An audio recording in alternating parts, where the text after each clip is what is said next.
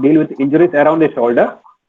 In this heading, we will deal with clavicle fractures, AC joint dislocation, that is acromioclavicular joint dislocation, and shoulder joint dislocation. These are the three topics you are going to cover now, going to discuss now. Next slide. Yeah, next slide. This is a fracture of clavicle. Next slide.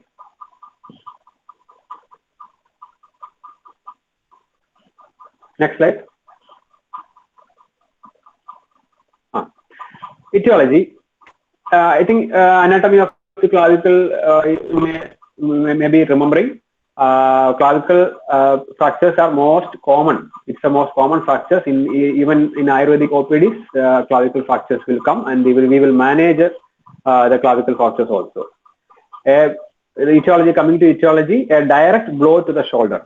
That is a direct blow, something which come and hit on the shoulder.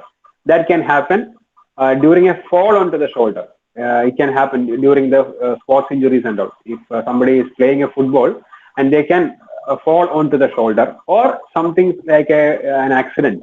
If an accident happens, a car collision or bike accident happens, people will fall onto the shoulder. It is the most common cause of the clavicle fracture. It is, they say, 87%. You need not to remember these percentages, because I just to give emphasis on the incidents, so that I added that percentage and all. For exam point of view, you need not to remember these percentages and all. So most common etiology is a direct blow to the shoulder. It can happen during fall onto the shoulder. So a fall onto outstretched hand, it is also is a cause of clavicle fracture. Fall onto the outstretched hand means it is the most common cause of almost all the fractures of upper limb. It means, what do you mean by fall onto outstretched hand? When you fall forward, we will outstretch our arm. Like upper arm will be stretched in order to prevent our collision to the head. So otherwise, what happens if you fall forward? Head will come and hit somewhere. So in order to prevent the head injury, it's a reflex mechanism that we will stretch our hand. So what happens? The hand will go and touch in the ground or some other object, some table or something, any object, it will go and hit. What happens? The pressure will be transmitted up to the clavicle, and your palm will be landing on the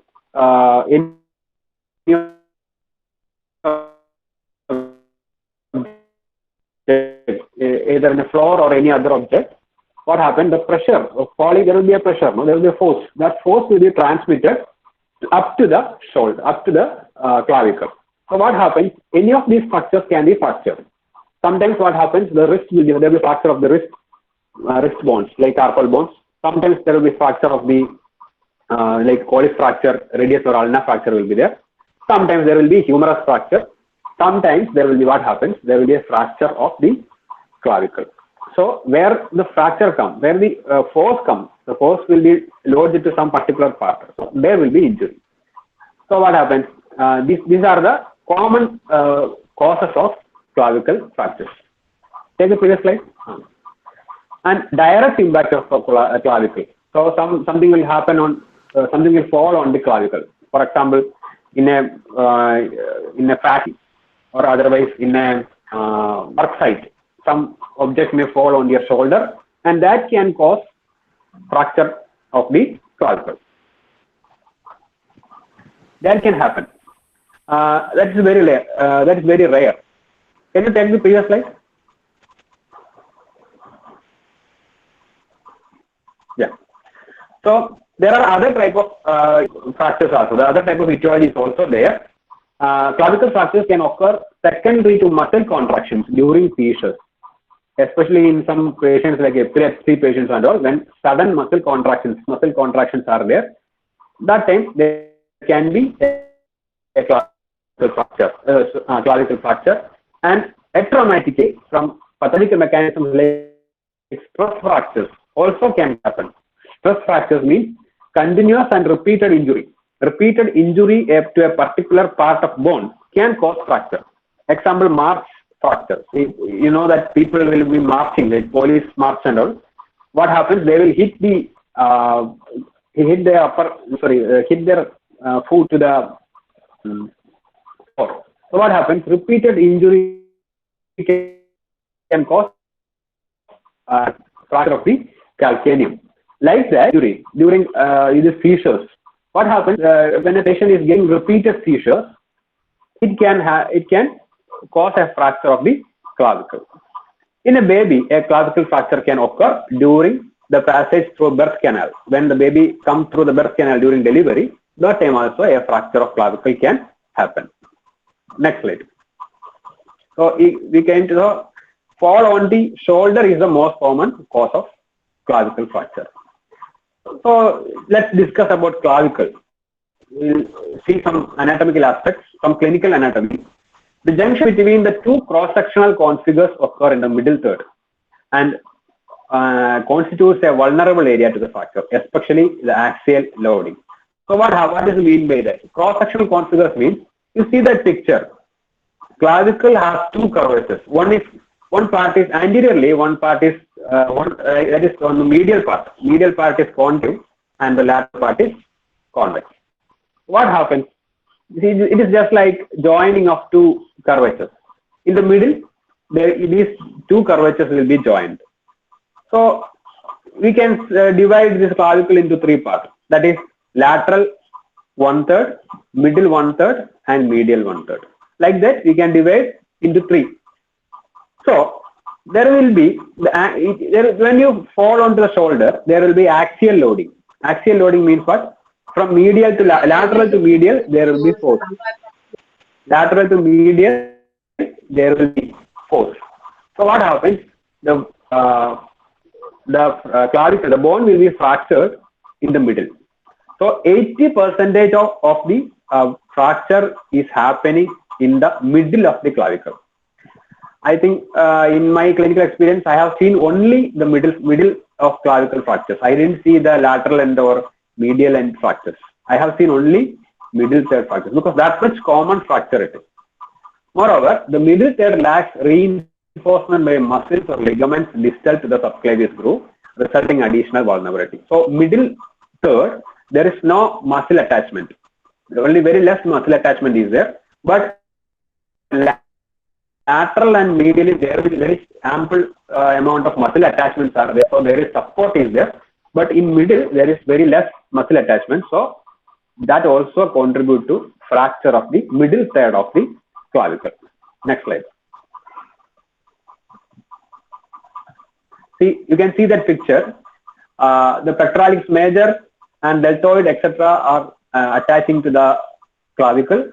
And here we can see there is a middle third in upper part, in the superior part of the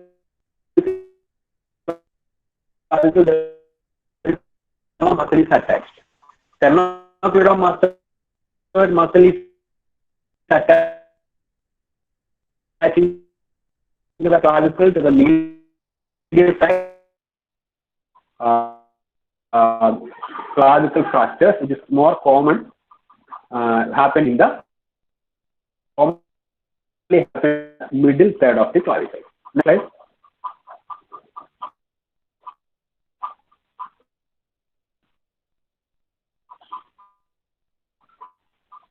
Next slide.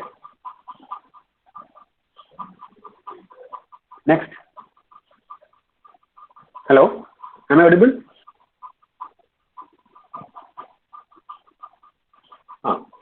Okay.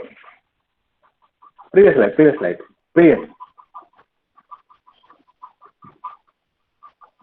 Next one. Next to that. Next slide. Yeah. Next one. Next slide.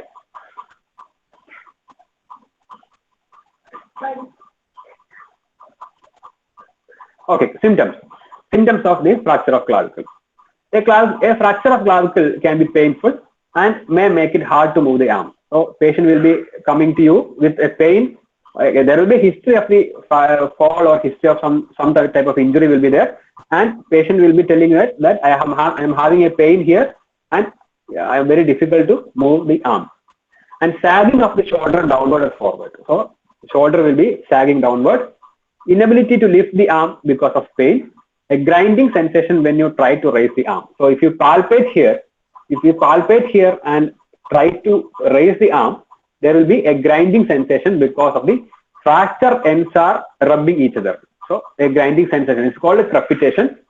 A deformity or bump in the over the break. So what happens? You can see a bump over here in the middle of the clavicle. Wherever it happens, where the fracture is in the lateral side, there will be a bump, a swelling, a bump like swelling will be there in the fracture area. Bruising, swelling, or tenderness over the collarbone will be there. So you can, if you touch there, there will be tenderness. Next slide. So you can see a bump over there, like this patient will present. So a small bump over the fractured side. Patient comes, support his injured limb with the other hand and head tilted towards the injured side. Suppose if this clavicle is injured, patient will come with a support. They will support the hand like this with the other hand, and they will tilt the head towards the injured side, and they will come like this. This is the typical presentation of a fracture of clavicle. Next. X-ray. If you take an X-ray, if you suspect a clavicle fracture, when a patient comes to you, patient will be telling that I am having pain here, there is tenderness here, bony tenderness will be there, there is a lump is there. So you have to take an X-ray. You have to write AP, X-ray AP view. So if X-ray AP view if you take, there will be a fracture which looks like this. This is a fracture of the middle third of the clavicle. Next.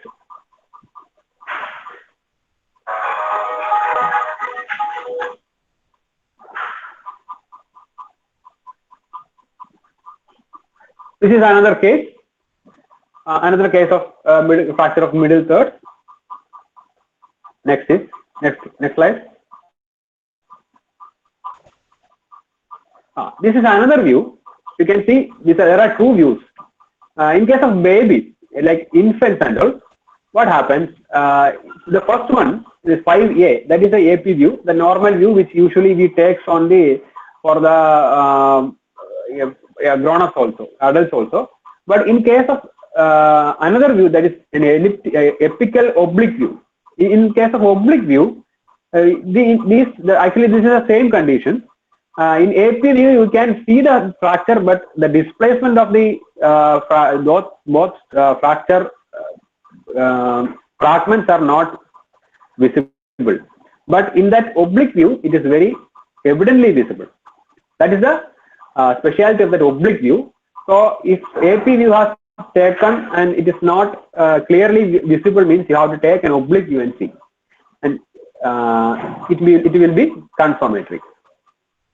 Next slide. Complications. What are the complications of a fracture of clavicle? Actually, complications are rare, but the brachial plexus may be injured, and there will be injury to the subclavian artery or vein. Actually, it is very rare. Complications are very rare because when this clavicle is actually an isolated bone, and it not having much functions and all. And usually it will be injured. It's a common injury, and actually there is no injury can happen. Sorry, no complications can happen. But very rarely there will be some complications like brachial plexus injury and subclavian artery or vein injury like that. And dome of the pleura may be penetrated by bony fragment that can produce a pneumothorax. The dome of the pleura, it is penetrated by the bony fragment. When the bone goes inside, pierces inside the chest, and it can produce a pneumothorax.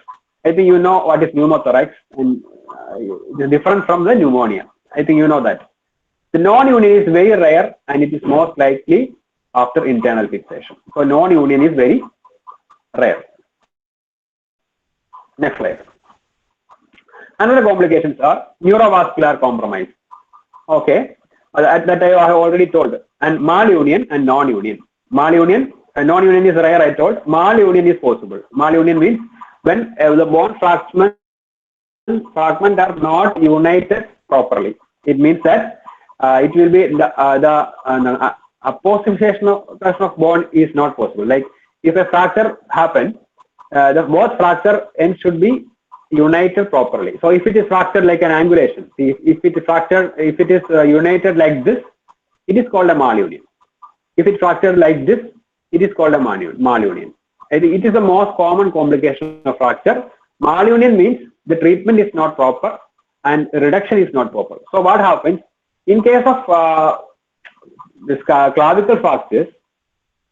Most of the time, immobilization will not be possible always, because if you are not properly immobilized, what happens? The patient will be moving their hands and all, so the fracture end will be moved.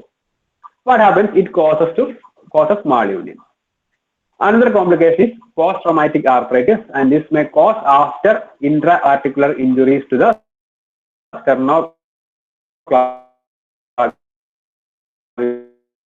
or acromioclavicular joint. So acromion, it's years after the fracture only these complications can happen.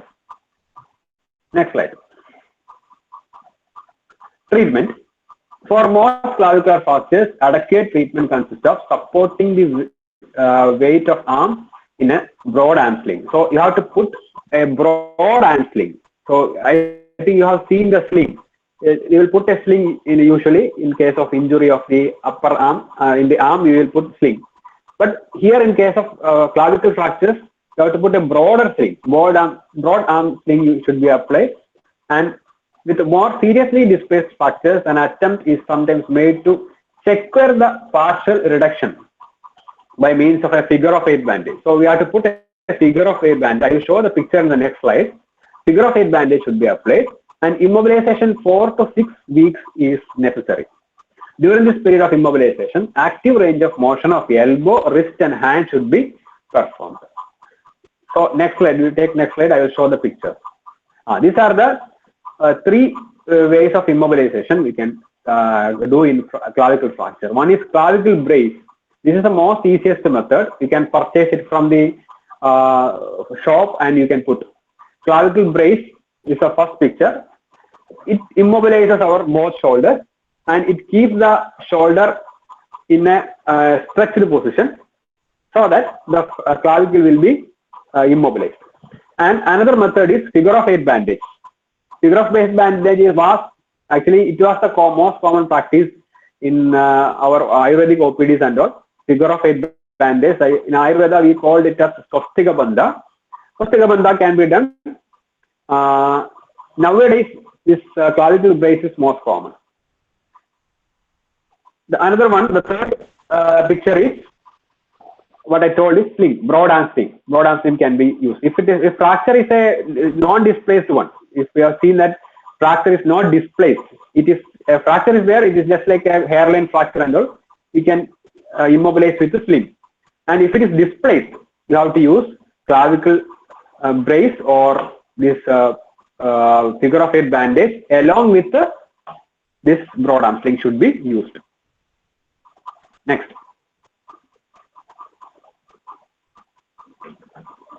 Coming to the operative treatment, when the displacement may be sufficiently severe to want the internal fixation, particularly if the fracture at the lateral end plate or tension band wiring, small plate means plate and screw, and tension band wiring may be used. And this for cosmetic purpose also, the operation can be done. So when actually for a middle third of the clavicle fracture, there is no need of surgery. But if it is in a lateral third, lateral end of the fracture is clavicle is fractured, you have to go for a operation, that is surgery. Open the bone, open the skin and see the bone and put a screw. A plate and screw is applied, or a tension band wiring is used. It should be emphasized that the majority of the clavicular fractures heal well and give excellent function after remodeling and cosmetically satisfactory. So for that cosmetic reason only, most of the time the clavicle fractures are given, treatment is given operatively, because most of the time clavicle is a bone which is seen outside. If any deformity is there, it can see outside. So what happens? People will prefer operative treatment. 3 weeks of support is normally sufficient, and subsequent recovery of function may be rapid. There is no complication. We can actually, in small clinics and all, clavicle fractures can be treated. Next slide. These are the 2 internal fixation, 2 operative methods. The first one is plate and screw method. The second one is the tension band wiring method. These are the 2 methods which they use to treat the clavicle fractures. That is, both of them are lateral end fractures. Next slide. So let's come to AC joint dislocation, acromioclavicular joint dislocation. These are also common, but it is not common as like a clavicle fracture. This injury also we will get in Ayurvedic OPD. Next. Acromioclavicular joint dislocation, most common in a second decade of life, because they are mostly active people associated with the contact athletic activities. You can see that picture. The same injury will be happening. It is more common in males. That is, male to female ratio is 10:1, and mechanism of injury is direct injury. That is, direct injury, as I told, fall on the shoulder, and another resulting fall on the shoulder with arm adducted. Arm adducted. You can see that picture. It is shown that sports person is falling onto the shoulder and his arm is adducted like this. It is adducted, and if you fall like this, your your clavicle will be go to the medially and inferiorly. So what happens? It will go down. Indirect injury also can happen. This is caused by fall onto an outstretched hand. So this is a very common thing. If you fall, that previously I told, fall on the outstretched hand can transmit the force from this area to clavicle. So wherever the fracture force is located, force is localized, there some injury will be happen. So if it is located in the clavicle, the clavicle will be fractured. If it is located in the acromioclavicular joint, the joint will be displaced. Next. Signs and symptoms. Step of deformity of the injured acromioclavicular joint. So step of deformity means I have shown that you see that the circle inside. There will be a step-like deformity. A bump will be there in the acromioclavicular joint with possible tending of the skin over the distal clavicle. So distal clavicle, there will be a swelling, a lump-like swelling will be there. Range of shoulder motion may be limited by pain. So there will be pain. Patient will come with pain. A history of injury will be there, and patient will be telling that I cannot move the shoulder. So when I move the shoulder, there will be pain over the particular site. So that site they will point out. So I am having pain on this joint. Like that they will tell. Tenderness may be elicited over acromioclavicular joint. So when a patient comes, they will say that I have a history of fall. Just half an hour before I fall, and I am having pain here. If you see or remove the shirt and see, there is a swelling, and there is tenderness over that part. You have to diagnose. You have to palpate and see whether it is an acromioclavicular joint or it is a clavicle. So you have to see where is the actual tenderness. So without X-ray, you can diagnose that. Next. Actually, there are 6 types of acromioclavicular joint dislocations. The exam point of view, these points are not much important, but clinically it is important because for giving an Ayurvedic treatment, we need to know whether it is manageable by Ayurveda or not. Some fractures, some dislocations are not manageable by Ayurveda, they need surgery. So we have to refer that patient to surgeon. For type 1, that is sprain of AC ligament. You can see that picture, type 1, only sprain, there is no tear. So what is meant by sprain and tear? Sprain is the partial tear of a ligament. So you can see that scapula is there, acromion, clavicular acromion is there, clavicle is joining with acromion. Acromion and clavicle is connected with a ligament. It is called acromioclavicular ligament. So what happens? Only there is a pulling of that ligament happens. There is no tearing of the ligament. That is the type 1. Type 2, acromioclavicular ligament tear with the joint disruption. And coracoclavicular ligament is sprained. So see that picture type 2. There, acromioclavicular ligament is torn. Tearing has happened and coracoclavicular joint is sprained. Ligament is sprained. And type 3, acromioclavicular and the coracoclavicular ligaments torn. Both these ligaments are torn. You can see that picture with joint dislocation. So the bone has gone up. There is a gap. There is a considerable gap between acromion and clavicle. And the both of these ligaments are torn. Type 4, distal clavicle displays posteriorly through the trapezius. So what happens? Trapezius is pulling the bone. Trapezius will be attached. So trapezius is pulling, the bone went backward. So distal clavicle, the lateral end of the clavicle displaced and it went back. So that is type 4. Type 5, distal clavicle grossly and severely displaced superiorly. So there will be superior. So in those type of cases, there will be a severe swelling. Where the clavicle will be gone up, the lateral end will be gone up, and there will be a big swelling. And type 6, the acromioclavicular joint is dislocated with the clavicle displaced inferior to the acromion or coracoid. So the displacement is downwards and it has gone below the coracoid. These are the 6 types, or we can say 6 stages, we can say, or 6 grades, we can say. These are 6 types of acromioclavicular dislocation. Next, treatment. Treatment differs from each type. Type 1, giving rest for 7 to 10 days and giving ice packs and putting the sling. Arm is put on the sling to support. These are enough. There is no need of much treatment. So immediately after the injury, there is only sprain is there. There is no displacement.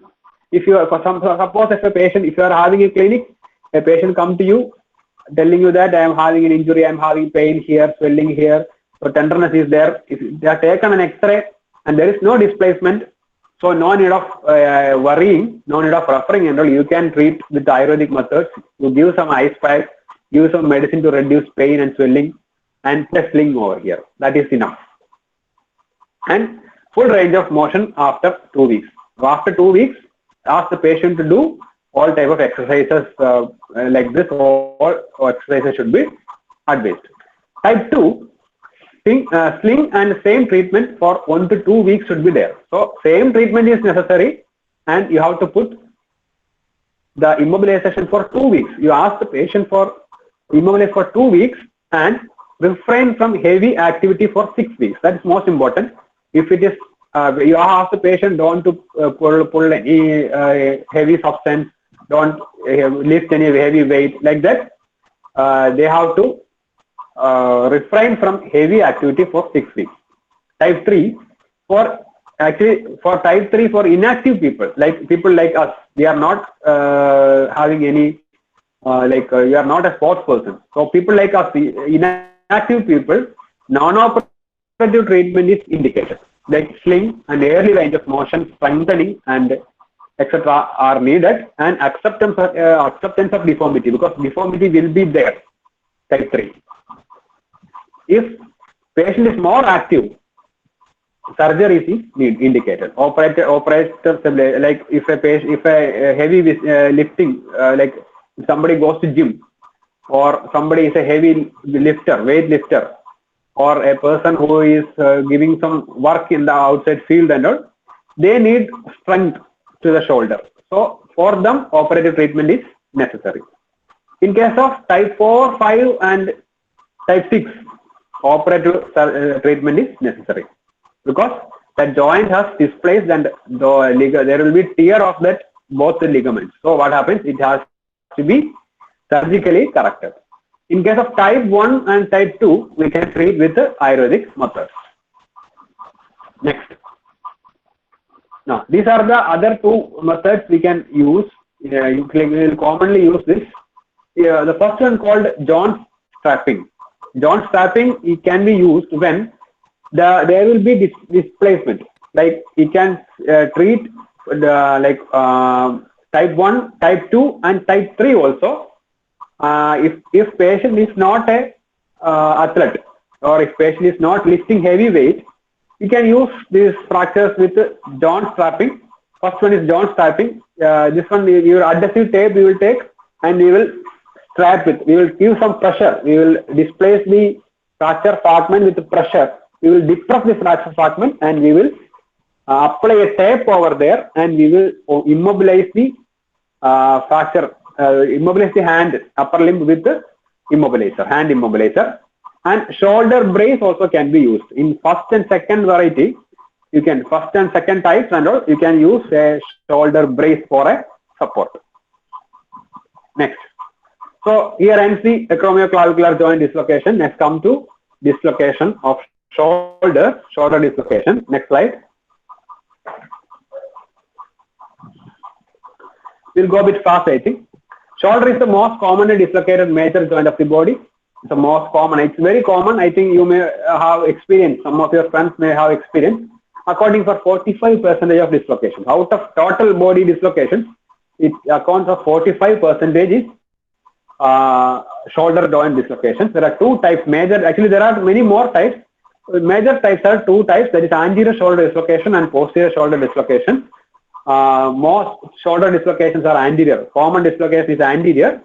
This occurs between 8 and 9 times more frequently than posterior dislocation. So, it's most common is anterior dislocation, and the second most common is the posterior dislocation. And there is also inferior and superior dislocations are there, but it is very rare. It's very rare, and anterior and posterior dislocations are the most common types of shoulder dislocations. Next slide.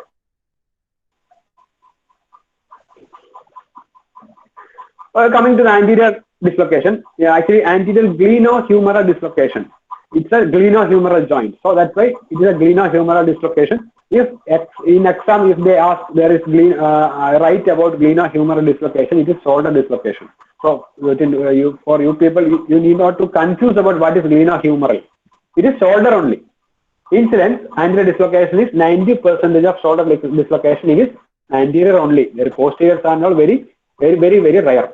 Mechanism of injury is anterior glenohumeral dislocation may occur as a result of trauma secondary to either direct or indirect. There can be direct trauma or indirect trauma. Direct trauma to the upper extremity with the shoulder in abduction, extension and external rotation is most common mechanism. So it is the most important point how the shoulder is dislocated. Actually, for dislocating a shoulder, your shoulder should be in a particular position, that is abduction, extension and external rotation. In this position only your shoulder can be dislocated. It should be abducted, extended and external rotation should be there. It is the most common mechanism. Like when you are traveling in the bus, you didn't get a seat, you are standing and traveling. So what happens? You will hold the upper this thing, and you will hand like this. You will stand like this and travel. What happens? Suddenly, bus got break, and suddenly the bus stops. What happens? You will pull forward. Your body will be pulled forward, and you are holding like this. That is the major cause of anterior glenohumeral dislocation. So it's another cause. Another one incident is if you are playing a volleyball. A ball is coming like this and you are hitting like this. So what happens? The force of the ball is more stronger and your hand goes like this. That is another method, another incident where shoulder dislocation can happen. Okay, direct injury can also happen when anteriorly directed impact on the posterior shoulder may produce anterior dislocation. Something came and hit on your posterior shoulder. So what happens? The head of the humerus will come forward. It is dislocated forward. Recurrent instability related to congenital or acquired laxity or voluntary mechanism may result in anterior dislocation with minimal trauma. That is, without trauma also the dislocation can happen, where a congenital deformity or congenital weakness is there, laxity of the muscle is there, like rotator cuff muscle. You have seen, you know that there is rotator cuff muscle. This rotator cuff muscle is the major thing to support the shoulder. What happens? There will be weakness of congenital weakness of this rotator cuff muscle. There will be recurrent what happens? Recurrent dislocations. Like voluntary dislocation also can happen. Some students, some babies and all, they can dislocate their shoulder with purposefully. Some babies and all, they will show that they will dislocate and show the shoulder because there is a laxity of the shoulder joint. So they will, even in front of front panel, they will show, they will dislocate it and they will see that, see my shoulder is dislocated, and they will automatically correct it. It is because of the congenital laxity of the shoulder joint.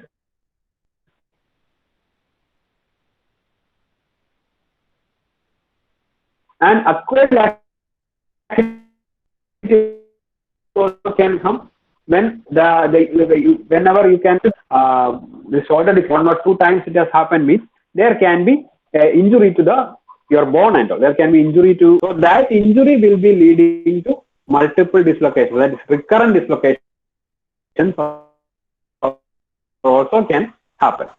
Next slide. Next slide. These are the common mechanism. Fall on the outside of the hand, that is abduction and external rotation that I have told you, and fall on the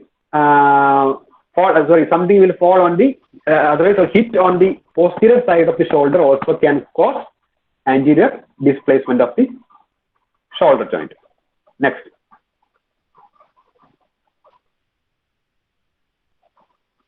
Diagnosis. How it can be diagnosed. How the patient will come? Patient will be having a history of injury, and patient will come to you with a deformity. There will be pain. Pain will be there. Patient will be, if it is an acute injury, there is no history of previous injury, means patient will be feared by, after seeing this, they don't know what happened to their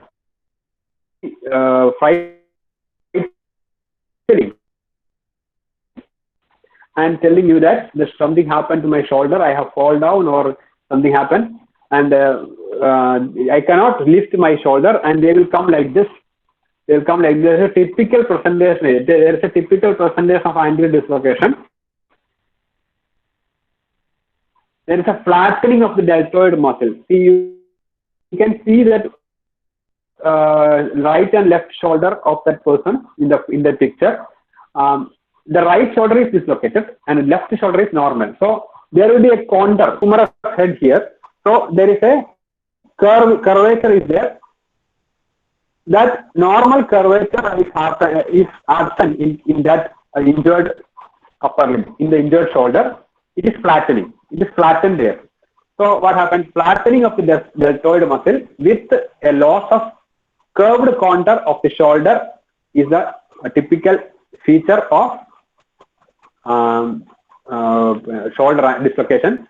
And humeral head may be palpable below the coracoid or in the axilla. So if you palpate, actually, if you palpate a normal shoulder, you can palpate humerus head like this. You can palpate your own humerus head here. But what happens in case of shoulder dislocation? It will be gone anteriorly, so that what happens? It is not palpated.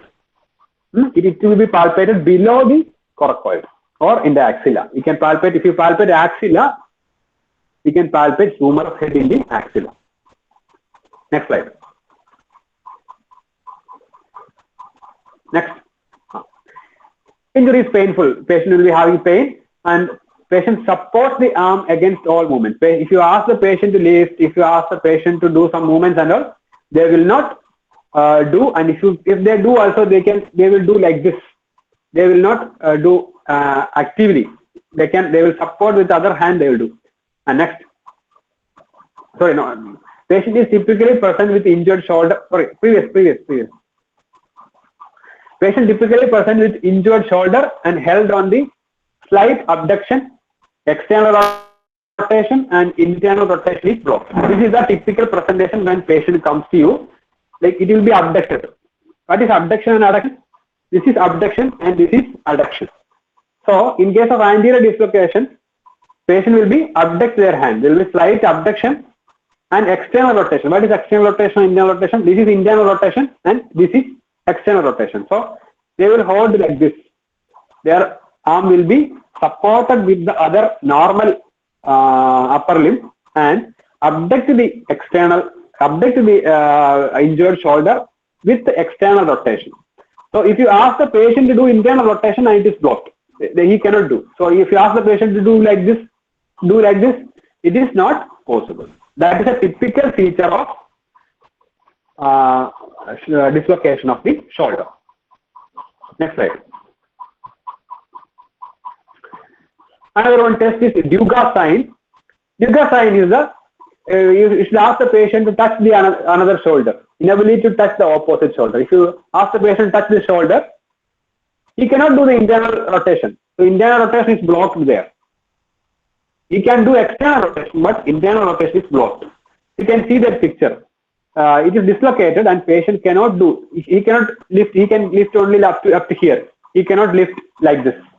That is Dugas test. Another one test is Hamilton-Rowland test. Actually, spelling mistake is there. It is Hamilton, not Hilton.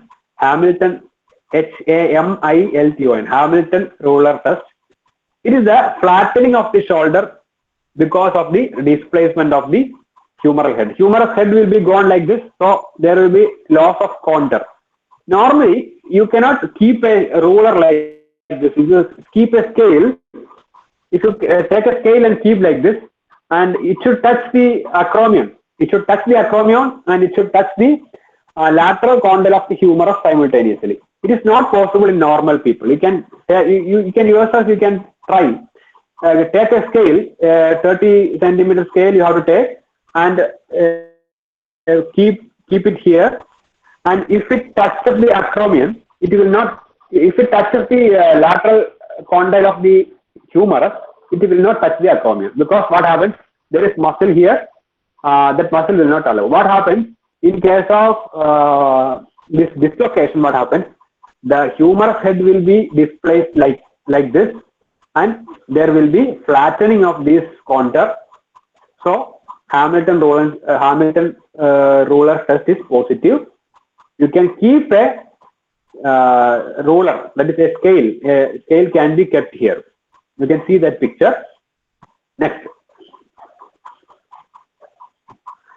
Okay, the acutely injured shoulder is painful with a muscle spasm. There will be muscle spasm. If you are delaying the treatment, 1 or 2 hours is passed, what happens? The muscle spasm will be more and more. A careful neurovascular examination is important with attention to axillary nerve integrity, because there is a chance of injury to the axillary nerve, so that you have to assess whether any nerve injury has happened or not. So sensation over the deltoid may be assessed. So you have to take a pin and you have to prick over the deltoid whether the patient feels pain or not. And muscular cutaneous nerve integrity can be assessed by presence of sensation on the anterior lateral forearm. So you have to anterior lateral forearm can be palpated, or it need to be tested for neuro injury. You are rolling out the neuro injury. Next. Patients may present with after spontaneous reduction. Okay, that is not important in this exam point of view. Sometimes what happens, patient may spontaneously reduce it. The patient will come that I have happened a dislocation and I myself has reduced it, and they will come to you. Then also you have to do a neurovascular examination, and there is an apprehension test is there. You have to know that whether what happened. Actually, you have to know that whether this shoulder dislocation can happen or not. So you have to do. You have to ask the patient to abduct and externally rotate. You have to try that, like externally rotating. Abduct the patient hand and externally rotate, and they will not allow you to do. Why? Because patient has a memory that when he did like this, his shoulder dislocation has happened. So because of that is called apprehension test. They will fear to do that. That indicates he had a shoulder dislocation. So you have to confirm it like this. Next, it's not important in exam point of view, but in clinically it is important. Next slide.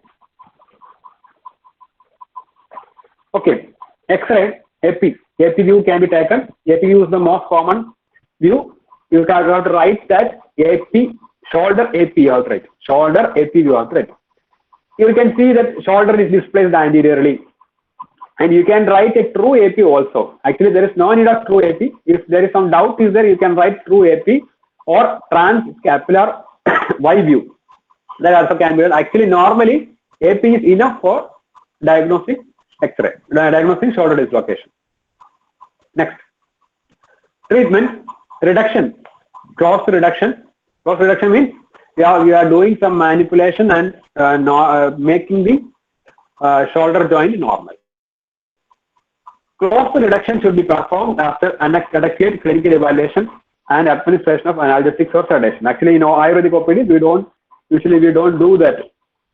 Analgesics or sedation will not be there. We do directly. Technique, there are a lot of techniques to do that. This method is called traction or counter traction. In this method, some helper, some assistant will be there, and they will hold a towel like this. They will pull a towel in the axilla. They will put a towel and do a traction like that. And another fellow, that is a physician, should do a traction on the.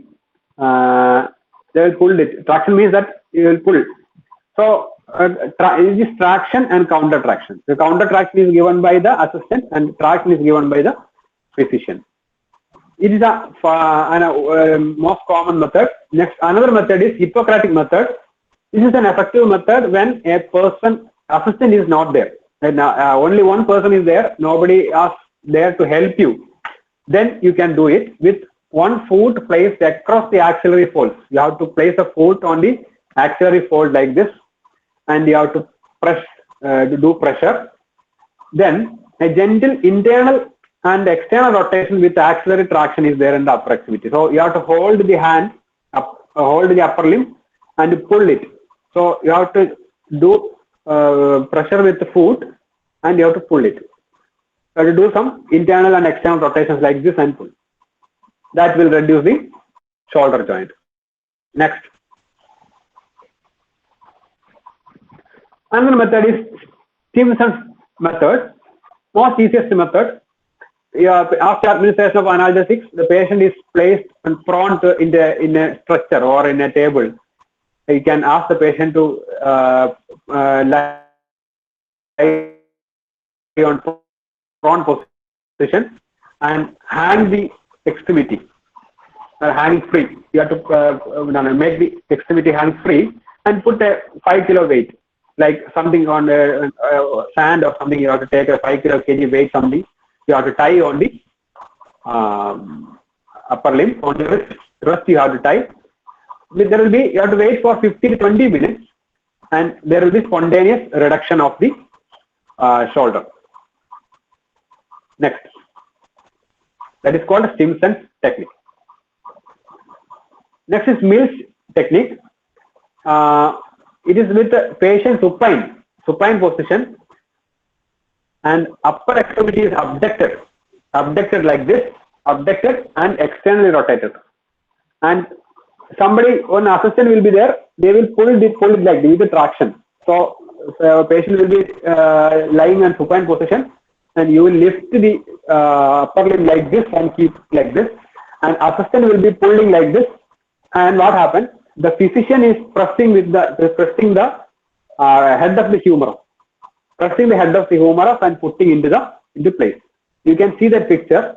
That man is pulling it up and the blade is pressing the head of the humerus to the normal position. Next is Kocher's manual. Kocher's manual is most commonly used nowadays. Patient will be on either sitting or in a supine position. Either position you can try. Elbow is flexed and traction is applied. So you have to put the elbow in a flexed position. You have to do some hold like this, and you have to do traction. Then arm is externally rotated like this. Then it's abducted, and it is adducted and cross over the chest like this. So you can see that picture.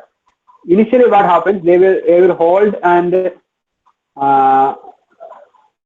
flex the elbow.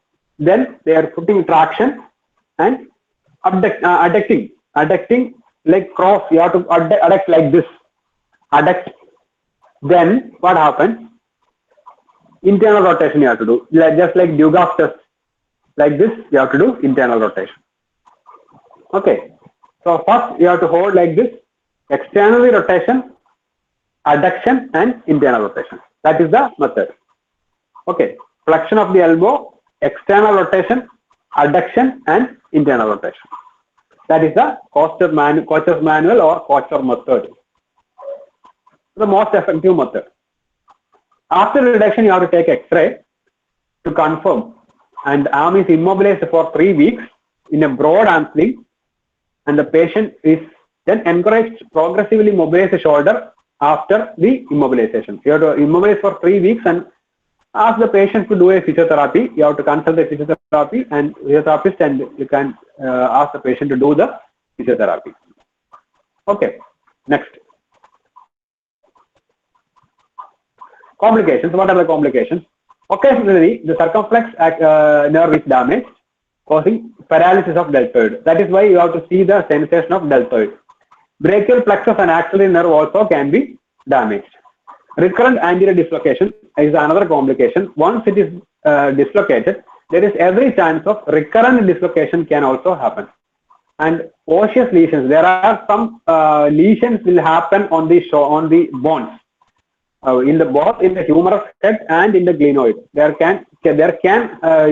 This lesion can happen. These lesions are Hill-Stash lesion, glenoid lip fracture, greater tuberosity fracture, fracture of acromion, post-traumatic degenerative changes. These all the complications which happen for the bone. Soft tissue injuries also can happen. Rotator cuff tear. In case of older patients, rotator cuff tear is common, and capsular and subscapular tendon tear also can happen during the dislocation. Depends upon the injury, how severe injury is. Within severe injury, rotator cuff tear also can happen in case of younger patients also. Next.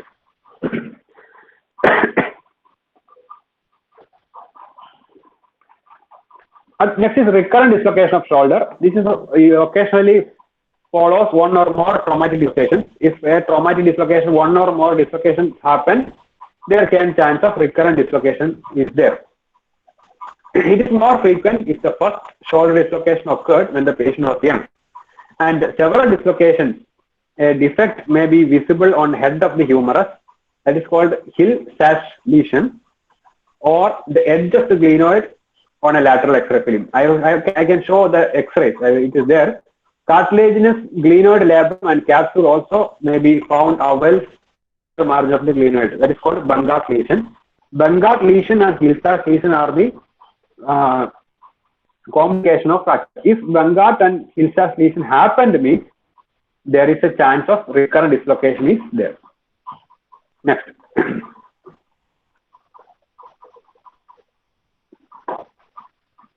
So what is a Hill-Stash lesion? Hill-Stash lesion, or otherwise called Hill-Stash fracture, is a cortical depression of the posterior lateral head of humerus. So you can see there is an arrow mark in that picture. There is a depression in the head of the humerus. That is the Hill-Stash lesion. There is a depression. There will be a depression happening in the posterior lateral head of humerus. It results from forceful impaction of humerus head against the anterior inferior glenoid rim. So what is that? Glenoid is there and head of the humerus is there. When head of the humerus dislocates like this, it will impact the anterior border of the glenoid. See, suppose consider this is glenoid. Consider this is the head of the humerus. If it goes like this, it will hit on the border of the anterior border of the glenoid. What happens? There will be a fracture. There will be a depression because of the force. Because of the force, there will be a depression happening in the humerus head. That is called Hill-Sachs lesion. If that depression happens, there is a chance of recurrent dislocation possible. Next slide. You can show that picture. See, there is a glenoid. This is a cross-section view. Glenoid is there. Head of the humerus is there. When dislocation happens, the anterior part of the anterior border of the glenoid is impacted in the humerus head. So there is a depression in the humerus head happens. Because of the depression that happens, it will be recurrent. There will be recurrent dislocation happening. Next.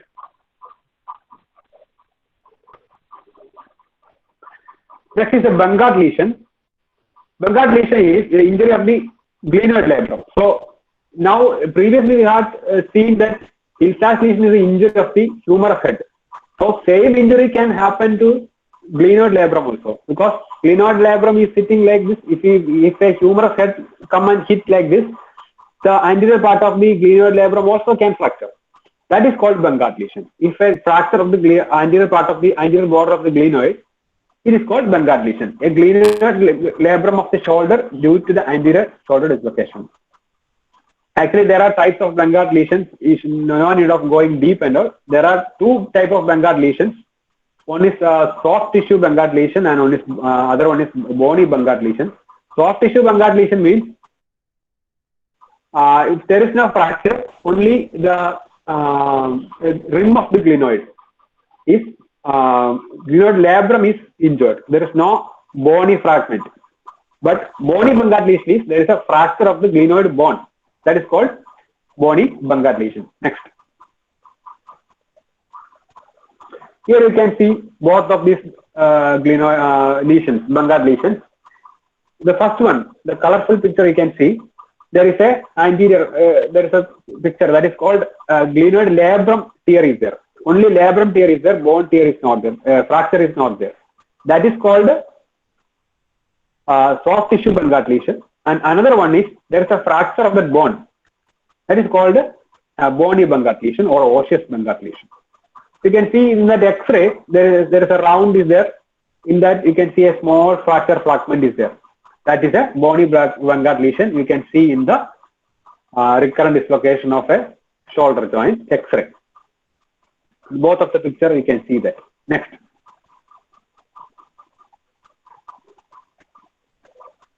Treatment, operation. Surgery is a treatment. Surgery to stabilize the shoulder is the main treatment. Arthroscopic, there is keyhole surgery is there. Repair of the capsule, repair of the labrum, repair of the muscles like this rotator cuff muscles, etc. is to be done by operative methods. Next.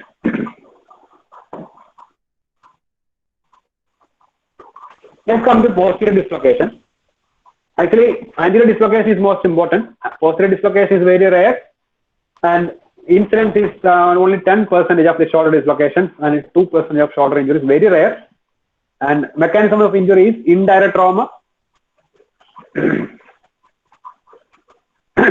Often there will be unrecognized by primary care physicians because much symptoms will be there, will not be there, and patient will be patient also, sometimes patient will not come to hospital itself because only minimal pain is there, deformity will not be there.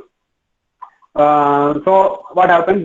Sometimes patient will not go to hospital. If they go to hospital also, doctor will not identify it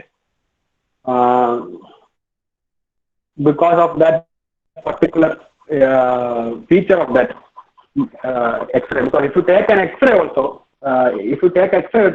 it is very difficult to identify the dislocation, posterior dislocation.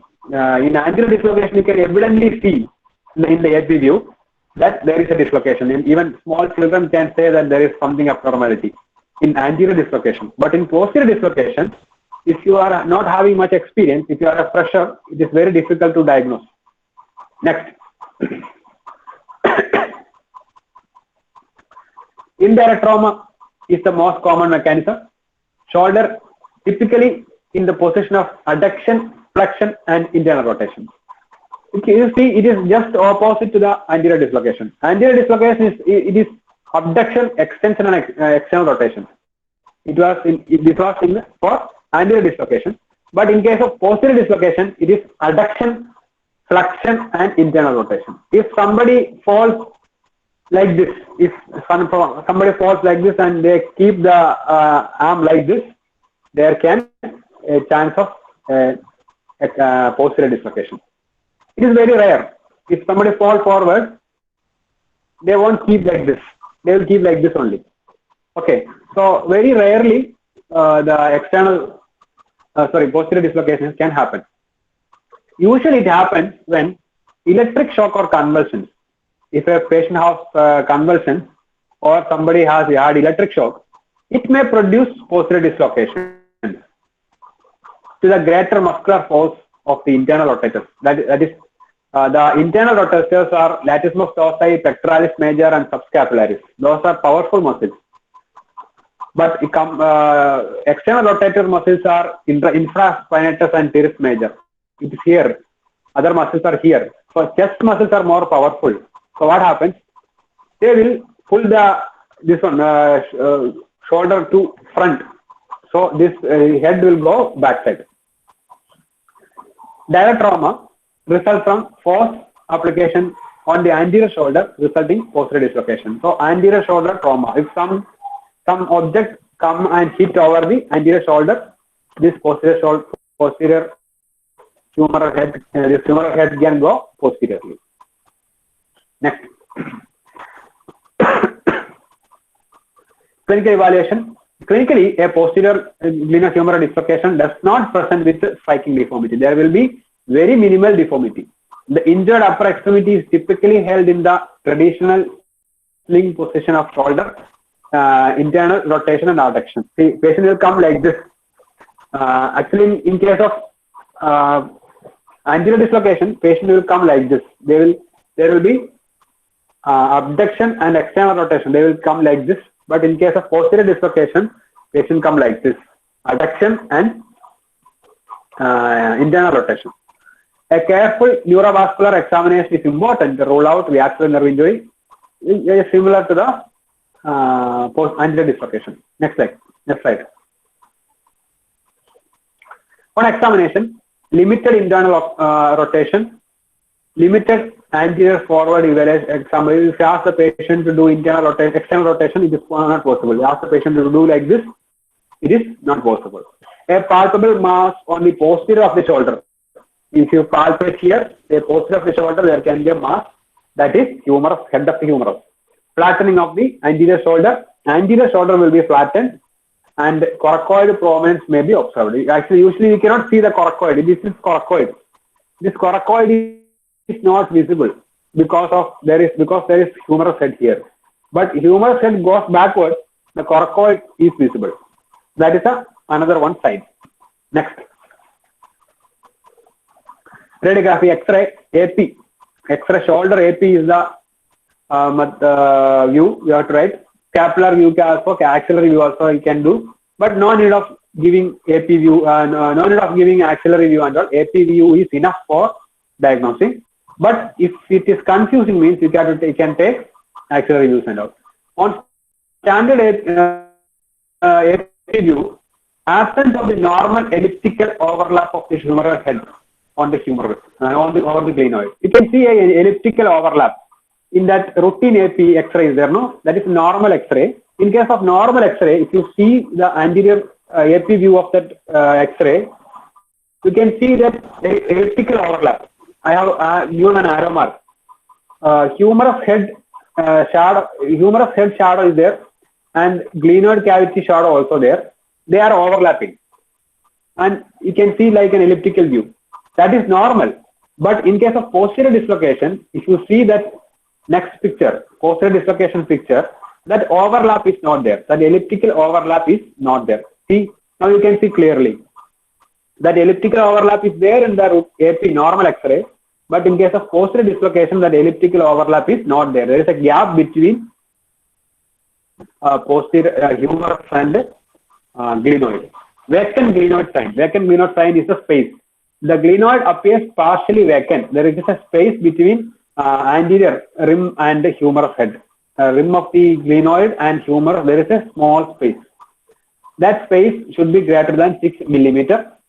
That is another sign of the X-ray. Sign of X-ray.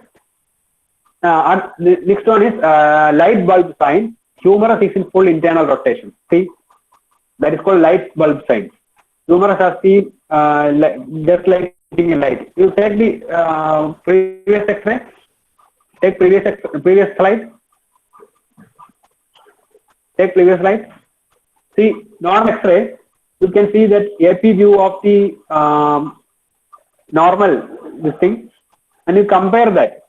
You compare both the shape of the humerus head. In posterior dislocation, it is just like a light bulb. It is called light bulb sign. Next.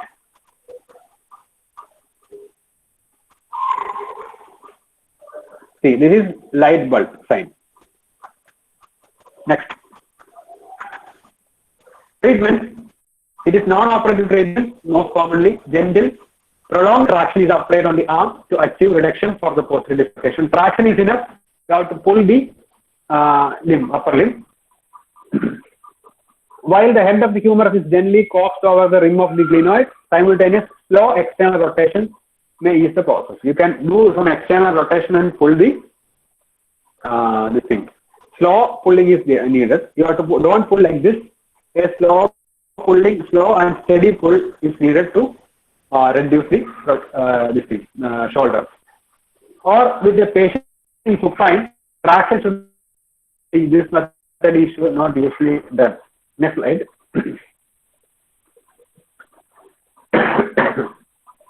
Next slide. Cost reduction. Care should restore a sling and sweat. Sling and sweat is what you put thing and you do a sweat like this, because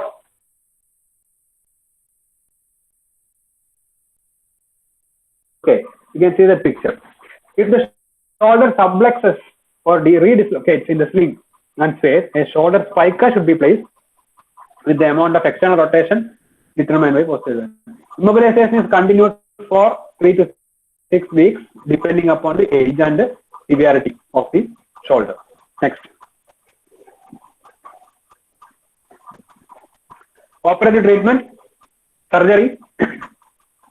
Indications are major displacement, lesser tuberosity fracture is there, a large posterior glenoid fragment is there, irreducible dislocation, the doctor cannot do any dislocation, reduction is not possible, open dislocation, there is a wound is there, and surgical operation should be there. Then no need of going detail and all.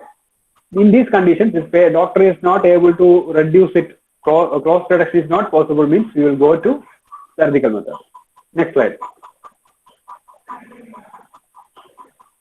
Next one is inferior glenohumeral dislocation. It is called luxatio erecta. Luxatio erecta. It is very rare.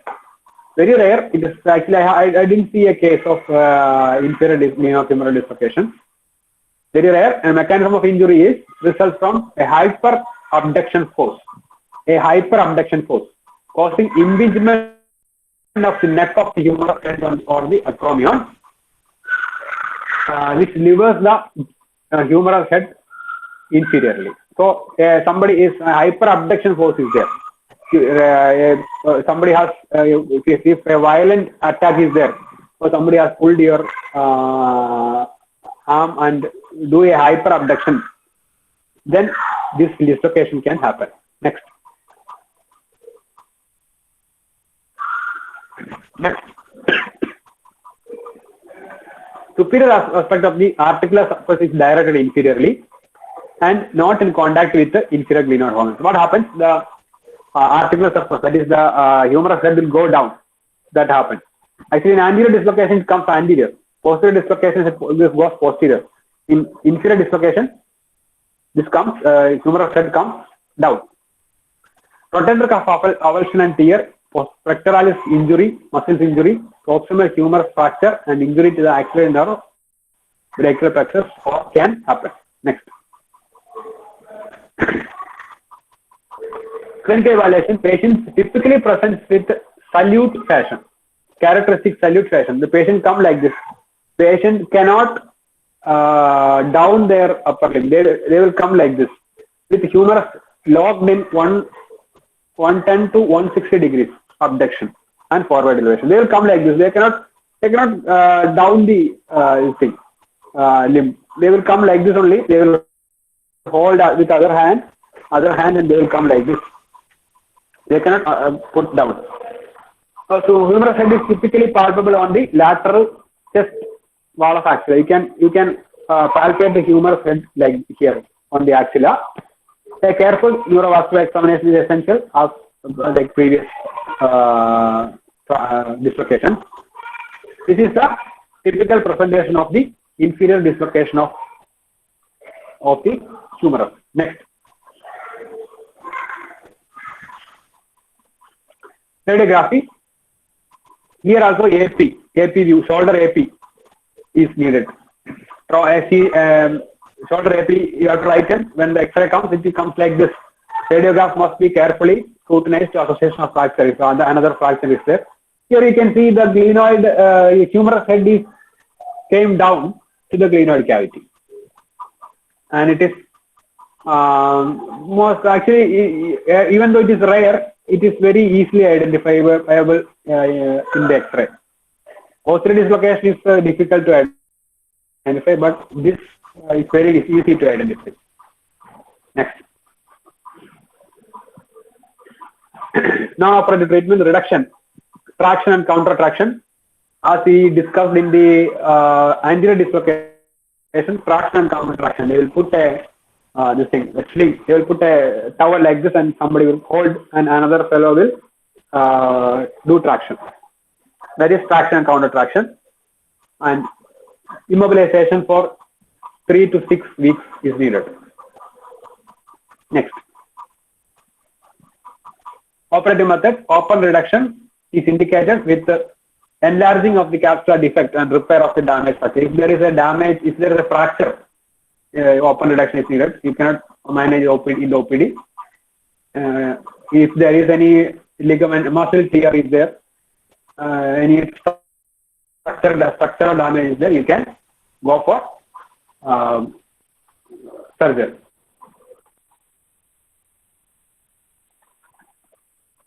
Next.